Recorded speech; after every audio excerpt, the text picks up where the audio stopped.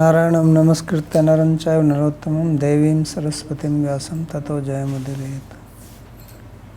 Reading from Srimad Bhagavatam, Canto 9, Chapter number 20, beginning from verse number 6.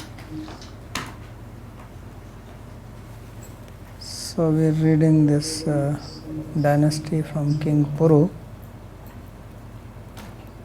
and he explained how some of the progeny or descendants from Puru became Brahmanas. And then he gave a whole list of kings, starting from Janmeja. And then he said that Rudrashva had 10 sons from Apsara named Kritachi. And the eldest one was Riteyu. So that is Riteyu is being explained here now. Riteyo ranti bharo bhut traya tasya atmaja nirpa sumati dhruvo apratiratha kanvo apratirathatmaja. So the son of Riteya was Rantibhar, and Rantibhar had 3 sons named Sumati, Dhruva and Apratiratha. Apratiratha's son's name was Kanva, and Kanva's son's name was Medhatithi. So tasya Medhatithis tasmat praskanvadya dvijataya putro bhut sumate rabhyo dushyantas tat sutomata. And then from Medhatithi was born Praskanva, and they were all Brahmanas, Dvijatis. And Sumati's son was Rabhya, and this Rabhya's son was Dushyanta, famous Dushyanta. Dushyanto mrigayam yatah kanva ashrapadam gatah tatrasinam swaprabhaya mandayantim ramamiva vilokya sadya mumuhe deva mayam iva striyam babhase tam vararoham bhatai kati payarvrata.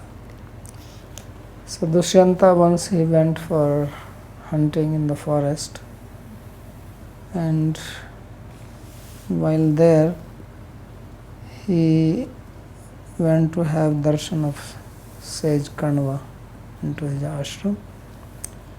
And when he went there, he saw that one beautiful girl was sitting, which was illuminating the whole ashram.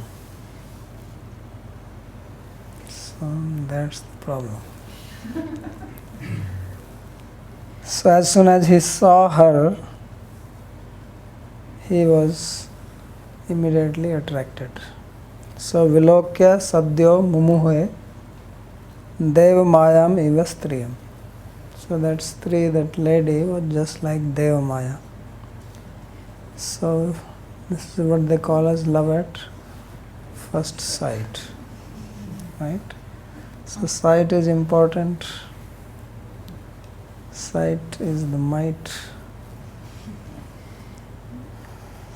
Remember, 83% of our knowledge comes from sight. So vilokya sadyo mumuhe. So vilokya means after seeing, sadya means immediately, and mumuhe means, literally it means he was deluded, he was bewildered, but here it would mean that he was immediately fascinated by her. Why? Because she was just like Deva Maya, the Maya of God. So then he spoke to her, Babhase tam vararoham bhatai kati paye vrate. He was with few of his intimate ministers or servants with him, and he spoke to her. Introduction, who are you? Taddarshana pramuditaha sannivritta parishrama papracha kam santapta prahashan lakshanaya gira. So by seeing her, he was extremely pleased and all his fatigue disappeared. For he was tired, he just went to relax and maybe find some water or something to drink. So he was very much troubled by kama. Kama isha krodha isha rajagun samudva mahasano mahapapma vidhyenam iha vairinam. So he is called here as Kama Santapta, and while smiling, he asked her in a very affectionate speech, Slakshnaya Gira Papracha. So what did he ask her? Katvam Kamal Patrakshi. That, oh lotus-eyed girl, who are you? Kashyasi, whose are you? Means who is your father, who is your husband, if you are married, are you married, not married? So Hridyangame is calling that you are very, Hridyangam means very pleasing to the heart. Kimva chikirshitam tvatra bhavatya nirjane vane. And he could not think that she was actually living in the ashram. Because what a beautiful girl going to do in an ashram in the forest. So he thought that she must have come from somewhere. Maybe she has come from heaven, who knows.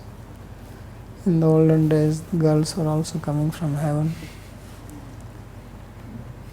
Or she has come from another country. So says that, what are you doing here in this solitary forest? Bhavatya nirjane vane tvatra kimva chikirshita. Vyaktam rajanya taniyam vedmiham tvam sumadhyam.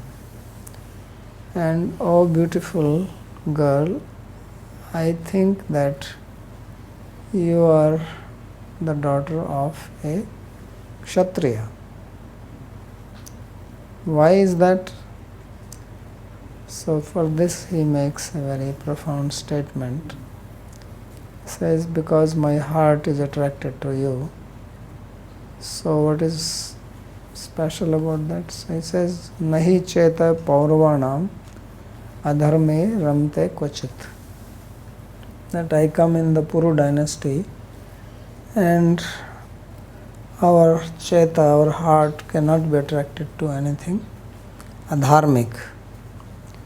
Means you are not the daughter of a Brahmana, because if you are the daughter of a Brahmana, my mind would not be attracted. Because that is considered as forbidden. Kshatriya, as we read in the story of Yayati, that a Kshatriya cannot marry a Brahmana girl.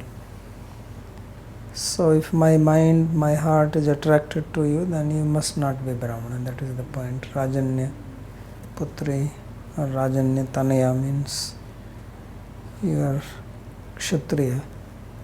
So he is quite certain about this. So there is a statement that besides Shastra, Shruti, Smriti, these are considered as pramana or authority on dharma, Vedas, Smritis, but also the vritya, the vrittis of the sadhus, also considered as pramana, means the behavior of great personalities. Because in the Shastra, everything is not there. Certain situations come in one's life that you may not find any answer from Shastra.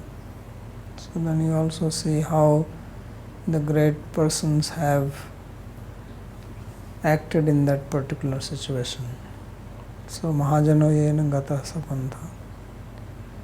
Because ultimately how the Mahajanas have understood Shastra and practiced it and put it in their life, so that is to be considered also pramana.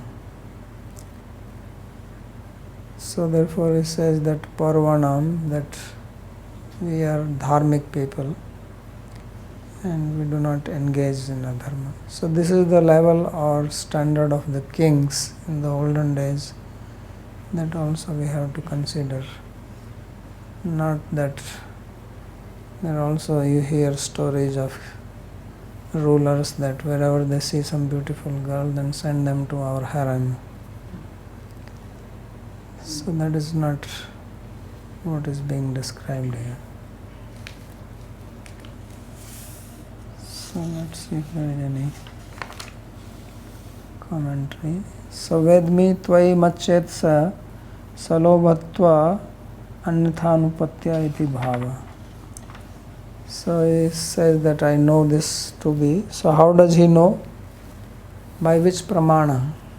By which pramana he came to know that she is not the daughter of a Brahmana? Is it Shabda pramana?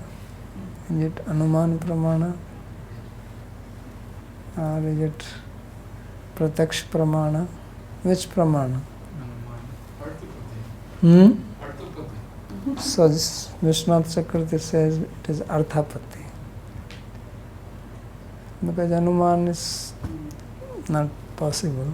Anuman is based on Pratyaksha, unless you say the Anuman means guesswork. So Arthapati.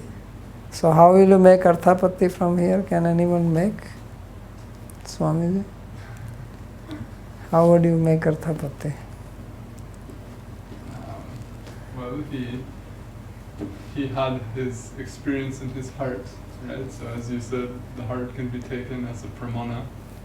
So if this effect is happening, then reasoning from effect to the cause, he's concluding that it cannot but be that this cause, in other words, her being a Kshatriya, is there, because otherwise this effect wouldn't have occurred. Yes.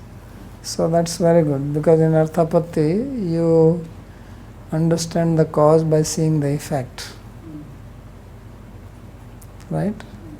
Pino Devdatta Devana Bhunkte. So fat Devdatta does not eat in the daytime, so he must eat at night. So you see the effect of his being stout, and you also see that he's not eating in the daytime, so then you make Arthapati. So from here you see that my heart is attracted to this girl, right? This is the effect. And my heart cannot be attracted to a Brahmana girl. Just like Devdatta is stout, so that is the effect, and he is not eating in the daytime, so then he must eat. So that is called Arthapatti. So this is what Sri Vishwanath Chakravarti is mentioning, that Tvai machetsa salobhatvat anyathanupatya. Arthapatti is also called anyathanupapatti. Anyathanupatti means when there is no other possibility. So this is the only one.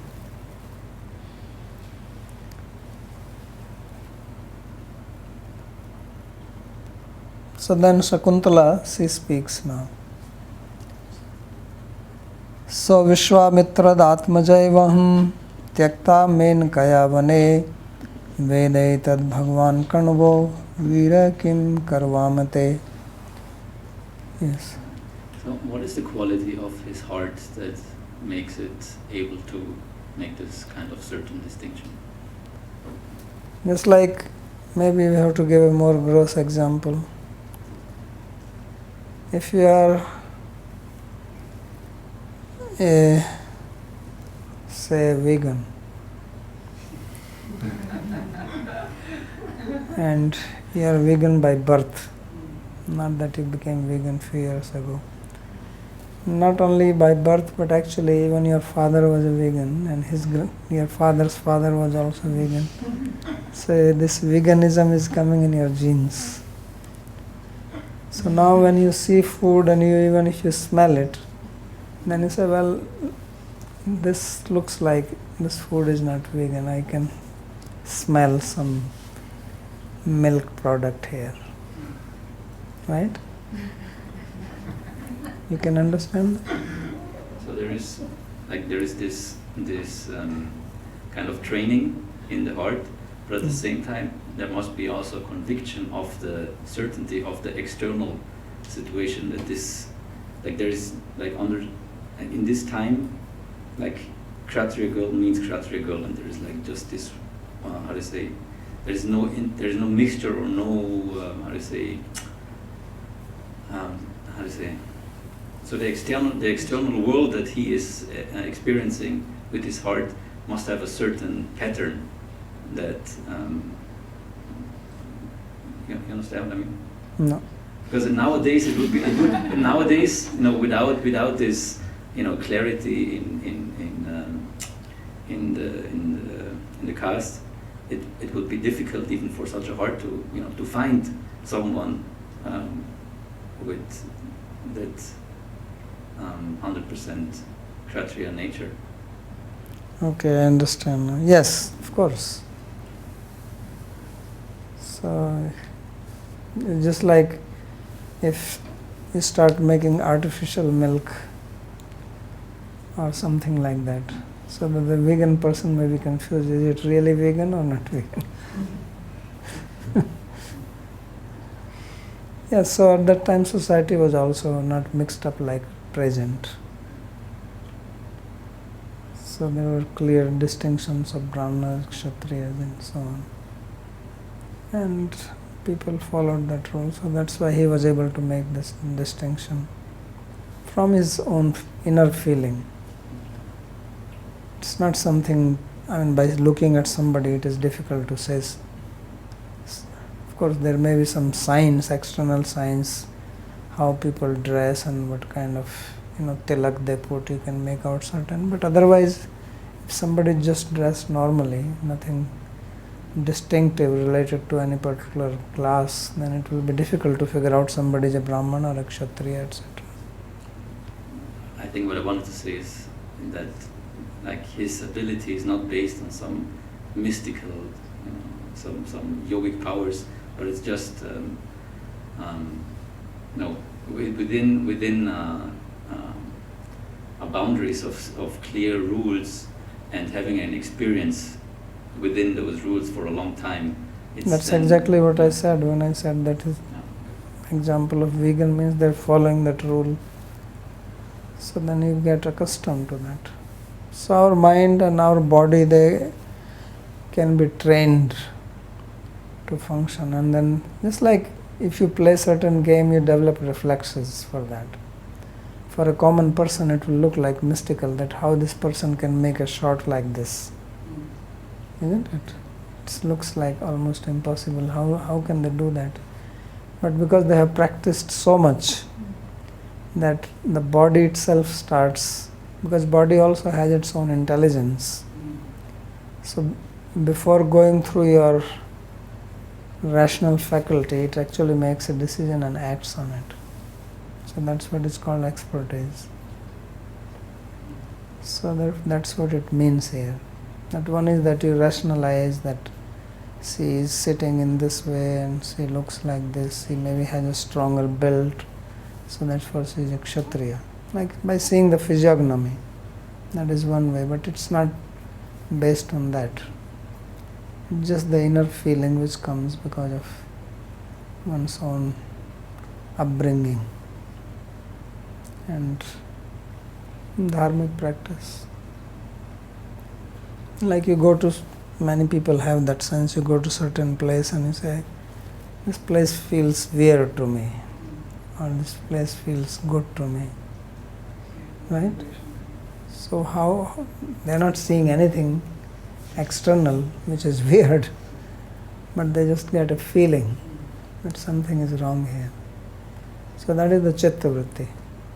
So pramanam chitta vrittaya. So that is the praman, that's what is being described here.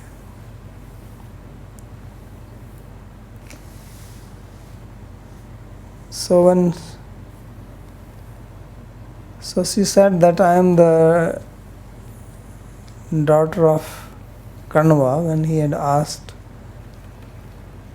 then he said, how can you be the daughter of Kanva, because Kanva is a brahmachari. So then she said that I have heard from him that I was born to Vishwamitra. So there is a story of Vishwamitra performing austerity for a long time. Sometimes it is said 60,000 years. But whatever time frame, for a long time. And when Indra, he came to know about it, so he got worried that this fellow can overtake my kingdom. So he called Menaka and he asked that you go and disturb this. So Menaka said, that is a tough job, because everybody is scared, you go to these people, they can curse you. And who wants to get cursed? But Indra is the boss, so if he is ordering, they cannot say no also. So he said, no, you have to go, you can take help from Cupid Maharaj. You are not alone. And he is quite good with his arrows. So you go with him, you can take the whole army. So she came and she made her atmosphere nice and started singing. And Cupid was shooting his arrows from behind, hiding behind the tree. So when Vishwamitra opened his eyes, because he saw this nice melodious raga suddenly, especially if you are doing tapasya for a long time. And just like if you don't eat salt for 15 days, or you don't eat sweet for 1 week, so even the smell of sweet will make your mouth water. Something for which you have been starving. And that's what tapasya is. So he was basically starving himself. And then he sees suddenly this most beautiful girl, not from earth but from heaven, and the best music, and then on top of that Cupid doing his role. So his heart was what you call tornado in the heart. So when he opened his eyes and he sees this girl dancing and singing, so he forgot his meditation. So he did the same thing as saying, who are you? What are you doing here in the forest? And she of course knew that now my job is getting simplified. As soon as somebody starts talking to you, then you know that if nobody takes interest in you, nobody even looks at you, then it is difficult. But when somebody looks at you and shows interest, then half of the job is done. And you only have to do is just smile and say a few nice words. So she just smiled and said, oh, I was just passing by here and this place looks so nice. So he says, where are you going? He says, no, nothing specific. So he says, would you like to spend the night here? And he said, sure. So she stayed with him, and then Vishwamitra forgot about his meditation because he was speaking and doing service. He said, I also know some acupressure. So the sage is doing tapasya, means all his body is, and he has not got some relief for a long time. So she started giving him nice massage, and so he forgot everything. And he lived with her for a long time. But then one day, suddenly he woke up And he says, what am I doing? I was doing my tapasya and here I am with this girl. So he got a little stern in his voice and he called her. He says, what are you doing here? So now she was scared. And now he will curse me. So she immediately fell at his feet. He says, please don't curse me. I have not done anything wrong. I was just passing by. It is you who invited me. I will go. So then Vishwamitra, he also understood that it is my mistake. He said, no, don't worry. I will not curse you. It is my mistake. Because if I am not controlled in my senses, then how can I blame you? Although nature is to blame others. But he did not do that. So he did not curse. And he says that it is my own mistake. And now you are free to go. In fact, you go. Because I have to do my tapasya. So she left, but at that time she was pregnant.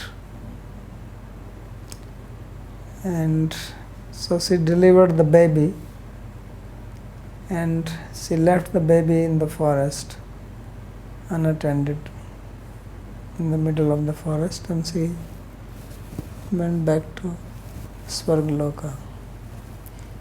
So this baby was this girl Shakuntala. So then next day the sage Kanva, he went to the river. And there he saw that there was a baby girl lying and crying. But she was being protected by some birds who were sitting around her and trying to give shelter to the baby. So then Sage took the girl and brought to the ashram. And because she was protected by the birds, therefore he named her Shakuntala, because Shakunta means a bird and La means protected, means one who was protected by birds. That's how she got the name. And he fostered her just like his own daughter. So obviously Shakuntala did not see her parents. But Kanva Rishi, he came to know that this is actually daughter of Vishwamitra and Menaka. So later on when she grew up and then somebody would have visited the ashram and they asked, whose girl is this? So he says, this is my daughter. Because he treated her like that and he didn't want this girl to think that she does not have a father, at least there was no mother. So he says, but you are not married, how is that you have a daughter? So of course in the olden days sages could also have daughter without getting married. We have so many stories. Maybe Bhandak sage, right? He had the Shringi. He was not married. So he says, no, it is not my own, what you call, blood daughter, but it is fostered by me and I found her. So that's why she is saying here that Vedaetad Bhagwan Kanavo. He says that this I have heard from Bhagwan Kanva, means the sage Kanva. From him I have heard that I am the daughter of Vishwamitra. So that's why the Vishwamitra Atmaja eva ham tyakta Menakaya bane. And I was left by Menaka in the forest. So naturally she was very beautiful because she is the daughter of an Apsara. And she was also of marriageable age and she was also looking for a husband.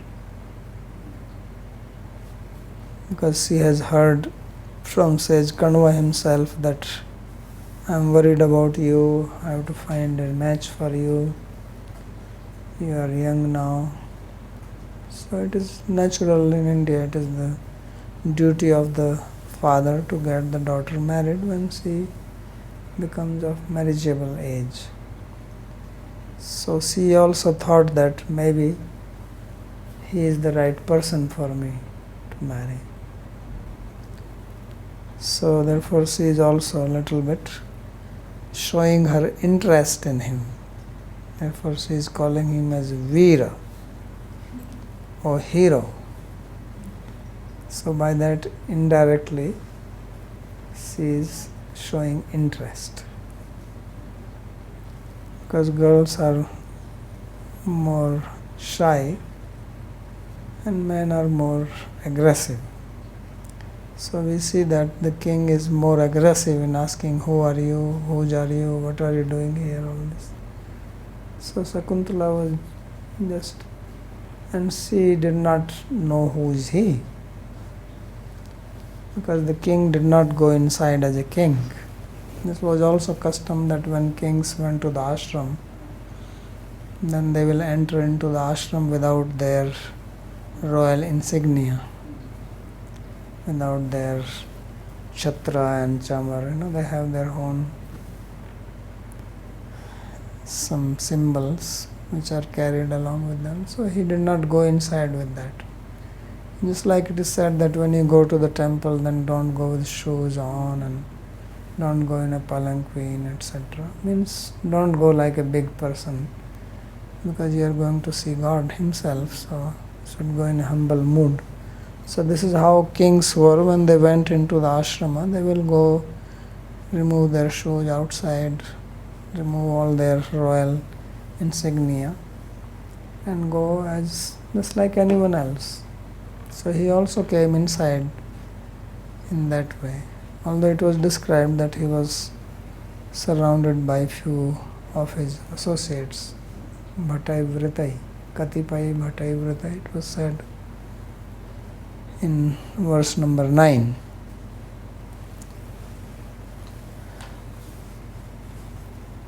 So she explained about her situation, and now she is receiving him like a guest. So Ashyatam, here Vindaksha, Grihyatam Arhanam Jana, Bhujyatam Santi Nivara, Ushyatam Yadi Rochate. So she said that please have a seat. So this is custom. Somebody comes to your house, then you give seat to sit down, water to drink, and sweet words. At least these three things any poor person can offer. So therefore she is also offering, says Ashyatam, and now we can understand that she also is attracted to him. So she says Arvindaksha.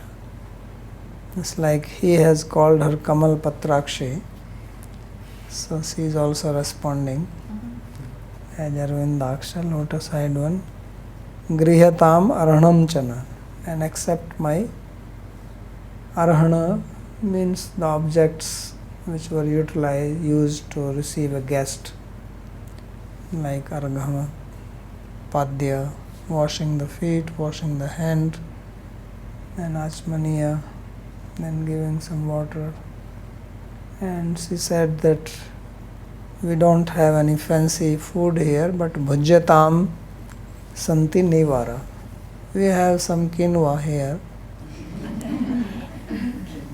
So Nivara is this, what do you call this? They make it on Ekadasi sometimes, then summarize. What is it called in English? Summarize? Anyway, so in Sanskrit it is called Nivara, that summarize. Grows in the forest. It's also called Muni Annam. It's also called the food of the sages, because in the forest it used to grow wild.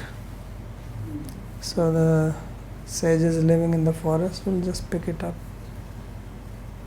and use it. So that's what she says, that all we have is some of this, summarize. Santi Nivara, so you can eat that if you are hungry. And Ushyatam Yadi Rochate, and if you like, you can spend the night here. So, incidentally, the sage Kanva was not there that day. He had gone out somewhere. Maybe he was invited for some yajna or something. So, he was not in the ashram. There were the other brahmachari students, because Kanva was a acharya. So, he had many students studying under him. So, there were other students and maybe some other sages living there, but Kanva himself was not in the ashram that day. So still, being his daughter, it is his duty to receive a guest, an honorable guest like Dushyanta, who is the king. So then she said that if you like, you can, we have these huts, you can stay here. And this is what he was certainly looking for, because he already got attracted to her and now she is inviting him. So this is perfect situation. So Arhanam Arghyadi Pujam. So Arhanam means Arghya. So this puja which we do for the deity, this is actually exactly the puja which used to be done when the guest came. This is what you call Panchopachar or Shodasopachar puja. This is same way you receive the guest. When guest comes to the house, then you do Padya, you wash their feet, Arghya, wash their hand, then Achmaniya, mouth, also give seat, bath. They want to take bath, like Abhishek, cloth, then Arti, then food to eat. This is actually the process of receiving the guest. What you do for the puja for the deity. The same thing. So that's what the word Arhanam means here. Arghyadi Pujam. And Nivaraha Deva Vrihaya. So Nivara is also called Deva Vrihi, means the rice of the Devas, because this is also offered in the yajna as an ahuti. So therefore it is Deva Vrihi. Tair apadita mannam iti shesha. So this is the food given by the Devas. So Dushyanta Uvacha. So Dushyanta, he did not waste his time. He cuts to the chase. So he says that Uppannam Hedam Subhru Jataya Kushikanvaye Swayam Hi Vrinyate Ragyam Kanyakaha Sadrisham Varam. So he said that, oh Subhru, one who has beautiful eyebrows, this is certainly appropriate for you. Means you are knowing the proper etiquette, how to receive a guest. Why? Jataya Kushikanvaya, because you are born in the dynasty of Kushika. So remember that when this Richik, he had gone to, who was Satyavati's father, and he went to him to ask for the hand of Satyavati. Then she said, Kushika Vayam, that we are Kushikas. I am not going to give my daughter to you just like. Yeah, Richika, his name was Richika. Jamdagni's father went. But I thought Jamdagni's father is Richika. Yeah, Jamdagni's father was Richika. Yeah, he went. But what is the name of the king whose daughter was Satyavati? who said we are Kushikas and you give me how many horses? He want 1,000 horses With the black with ears. one Yeah. white horse with one black ear. Gandhi. Gadi. Gadi. I Right. looked it up. I don't know. I'm wondering why you know that. Yes. So Gadi. So Gadi said that he also said Kushika Vayam. That we are Kushikas, we are no ordinary Kshatriyas. So he is also saying that you are born in the Kushika dynasty. Therefore, it is certainly appropriate for you to behave like this. But now he is offering, he is proposing to her. So he says, Swam hi virunte ragyam kanyaka sadrisham varam. Says, look, you are the daughter of a king. And it is the tradition of the kings that a princess chooses her own husband. So I am here. You don't have to go somewhere hunting, choosing, searching. The bridegroom has come here. So you have no problem. Your job has been made simple. Your father Kanwa's job has also been simplified. Let's marry. So what do you think of this? So this is quite big decision to take. So what did the girl say? She said Om. So Om also means yes. So Om iti yukte yatha dharmam upaye me shakuntalam gandharva vidhina rajan deshakala vidhanavit. So the girl, she agreed, and therefore he married her by the process called Gandharva Vidhi, and according to the principles of Dharma, Upayeme, Deshakala Vidhanavit. Because the king, he was knower of time, place, and proper activity which has to be performed. So in Manusmriti, there are 8 types of marriages which are mentioned. There is Brahma, Arsha, Daiva, Prajapatya, Gandharva, Asura, Rakshasa, and Paishach. So these are the 8 types, and progressively they are inferior. So Paishacha is the worst, and Brahma is the best.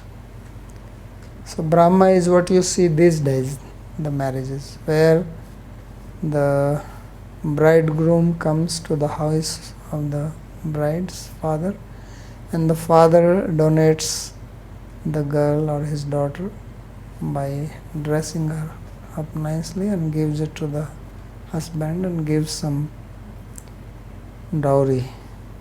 So that is called Brahma marriage.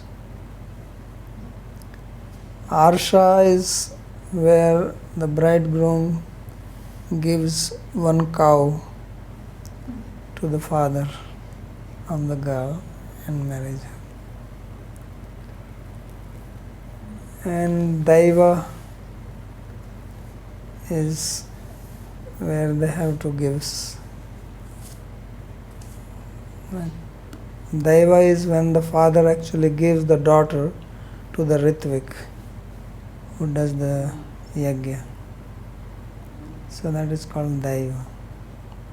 So sometimes in olden days when some big yajna was performed, then the Yajman, the host, will give his daughter in marriage to the Ritvika. So that was Daiva. And then Prajapatya is where the boy and girl, they agree to each other,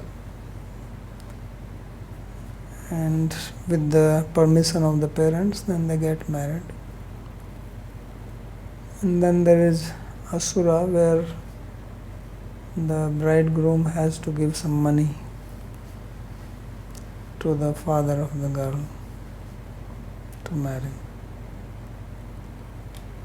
And then there is Rakshasa, where the bridegroom fights with the family of the bride and snatches her away and goes, just like Krishna took Rukmani away. So that was the Rakshasa. And Paishacha is the worst, where somebody not really marries but violates a girl when she is sleeping, or she is intoxicated, or she is not in normal state of the mind. So that is called Paishacha. And Gandharva is love marriage. So Gandharva is what you see also present, especially in the West, is all these marriages are Gandharva marriages. In India, what they do is the Brahma. Is the parents' arranged marriage is Brahma. In West, mostly is the Gandharva. That boy and girl, they like each other, when they decide to marry, they marry. So this is what is described here, that the king, he married her, but in the difference is that here also there is chanting of mantras. It's a formal marriage, but with the consent of boy and girl. There's no dowry or nothing given like that, but they just what you call as love marriage. So that's why he says that yatha dharma mopiyeme, that he married her as per the principles of dharma. Means it's like now also those who do love marriage, at least they go to the court and they register their marriage. So here also, because there was no such thing as registering in the court, but it is the devas who are the witness of the marriage. So he himself performed the ceremony, or maybe he invited some of the munis of the ashram to do that. So Gandharva Vidhina Raja Desha Kala Vidhanavit. So Sri Vishnu Chakravarti comments, Brahmo Rakshasho Gandharva Ityadyo Bahavo Vivaha Vidhe. So he says there are many various types of marriages. Brahma, Rakshasa, Gandharva Santi. Teshu Gandharva Vidhina Swamvar Lakshanena. So Gandharva Vidhina is Swamvar, where the girl chooses the husband herself. Like many Swamvar ceremony, like Draupadi did that, or Sita. So that is also part of Gandharva. There it is their choice. Of course, there in that case, there was some condition which was put, anyone who fulfills. But Gandharva is really, there is no such condition. It's just their choice. And they marry that. Amogh virya rajarshi mahishyam viryama Shobhute swapuram yata kalena suta sasutam. So of course then the king stayed there at night, and now she became the queen, and he impregnated her, and then next day morning he went back to his kingdom and left her there in the ashram, and promised her that, don't worry, I will send my army to fetch you and get you to kingdom, but now I have to go because I have to take care of my responsibilities. Maybe he was worried that he did this all without sage Kanva's permission. What if the sage comes and he gets upset? Why you could not wait for me to come. He is my daughter, at least wait for me. So therefore, as soon as it was morning, even without having breakfast, he left. Because I'm sure he was really in panic of Kanva. So although these were great kings, but they also had fear of the sages, except when they were too proud, like Kartavira Arjun or Vishwamitra, who were trying to snatch away the cow. So he left her, and he did not take her with her because it was little bit out of the way. Suddenly he's gone for hunting and he goes to the kingdom and he comes with a wife. So what kind of hunting is that? That is a wife hunting.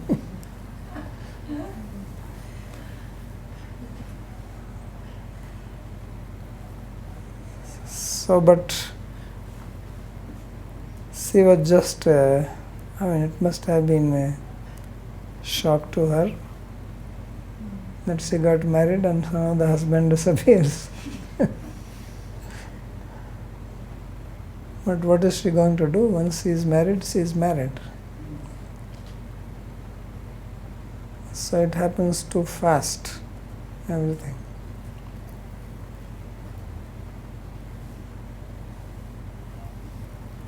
Then as the time came, she gave birth to a son.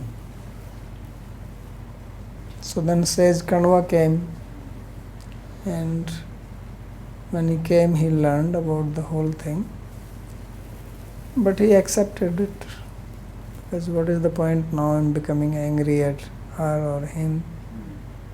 After all, they both have agreed for it.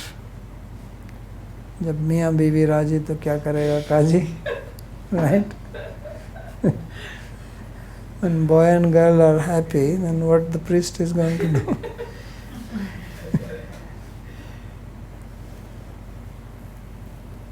So he accepted. He did not create any disturbance for them, and he took care of Shakuntala. And Shakuntala was waiting and waiting and waiting that somehow my husband is going to come and take me, and he's going to come and take me, and he's going to come and take me. And she was probably dreaming of the palace now. So from forest to the palace. But it did not happen. So she even gave birth to a nice boy who was very prominent king later on, Bharata. And there was no news from the king. So then we will read what happens after that. So as I said, that there is a nice play. This story here is in a very short manner, but long version of the story is in Mahabharata, and then there is a whole play called Abhigyan Shakuntalam, very famous work of Kalidas. So any question on this?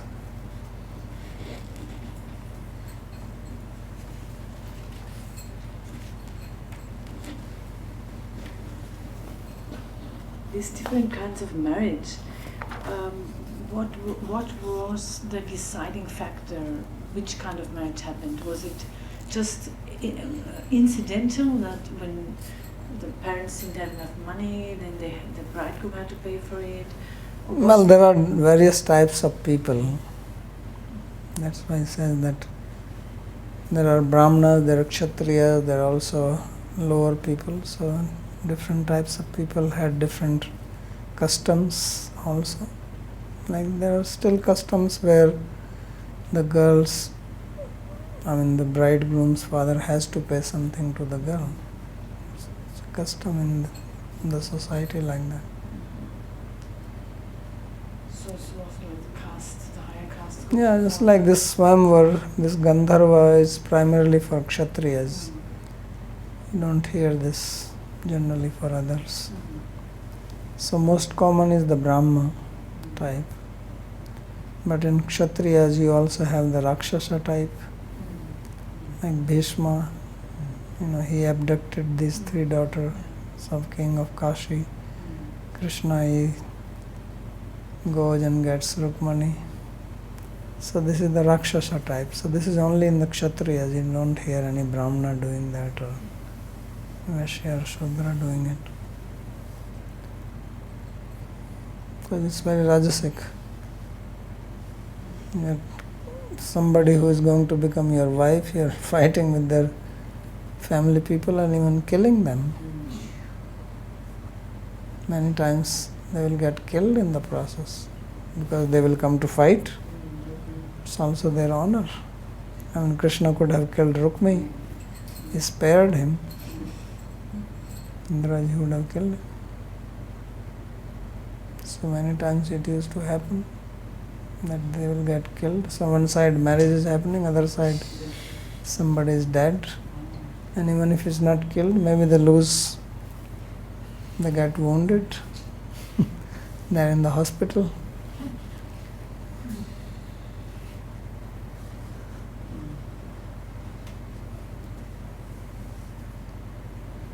Anything else?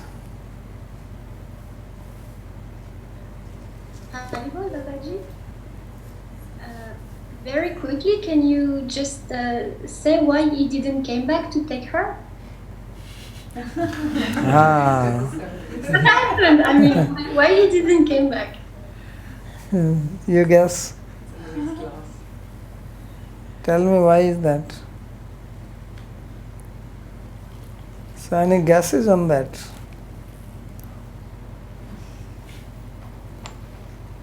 Well, actually, as far as I understood, I guess he's a very dharmic king, and he must have been very, very busy with the kingdom problems. I think he was longing for her and was thinking of her day and night, but as he was very dharmic, he couldn't go back to forest and take her to the kingdom. Yeah, so this could be one of the reasons. It's not mentioned here why he did not do that. But I don't know if it is there, Abhigyan Shakuntalam, that she was cursed by one sage that she will get married and the husband will forget. Some stories there, I don't remember, but there was a curse on her. Durvasa? Okay. So Jaya says it is Durvasa. Because he came and she could not offer water to him because she was completely absorbed in Yeah. so he cursed. Okay. So it seems that Durvasa was visiting the sage Kanva, and this must be after they got married. So she was so much thinking of her husband that she did not receive Durvasa. So then Durvasa, is an angry person. So he got angry and he cursed that the person of whom you are thinking, he will forget you. So that seems to be the reason.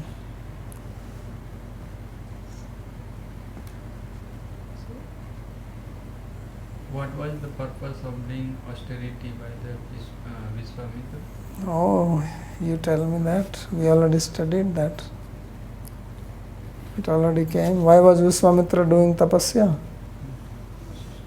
He had a problem with Vasishtha, so he wanted to be He wanted to become Brahmana. Remember? Because he wanted to take the cow of Vasishtha. But Vasishtha's cow produced army and defeated the army of Vishwamitra. Then he thought that these Brahmana are more powerful than Kshatriyas. I want to be a Brahmana.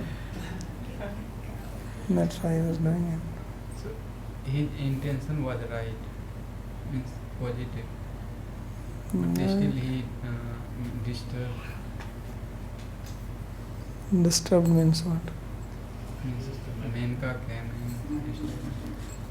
Yeah, of course. Just because you are doing right thing does not mean that no disturbance will come.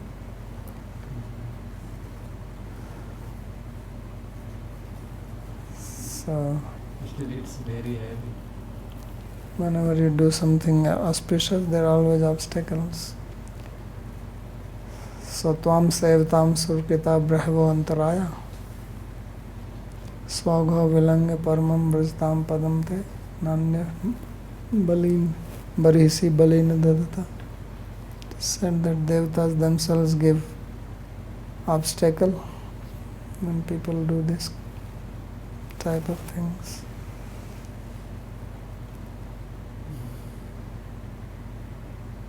Shreyamsi bahu vignani. It's a famous saying. When you do some Shreyas work, many vignas, obstacles come. Because that's the nature of the material world. Nobody likes that. How many people support you? When you came to spiritual life, your parents were happy? Maybe later. No, at that time. Later, they have no choice. So better I agree. But when you decided, then they objected, right? Yeah, very strongly. So this is exactly what it means. So parents are also like devas, right? So you want to take to spiritual life, your parents are the first one to object it. Other family members, brothers, sisters, everybody gangs up. This is not in the West, because in the West nobody cares. But in India, if one person becomes a devotee, the whole family will be against that person. And also society, because the Everybody. losing their feast. Yeah. Everyone against. So if you want to make enemies, become a devotee.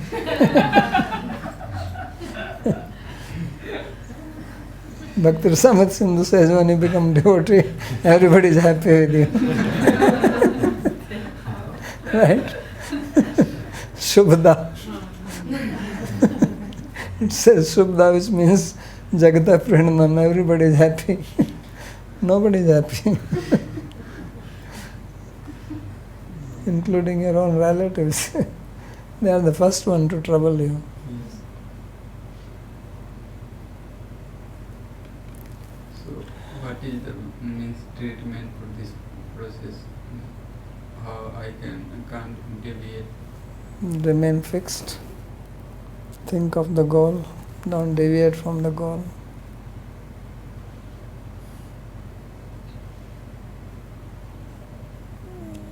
Okay, so stop.